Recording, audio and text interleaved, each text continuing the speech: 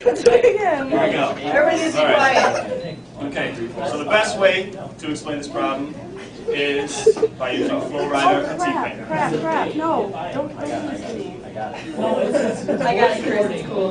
Drink it way out this morning. No. Use my cheat sheet as well.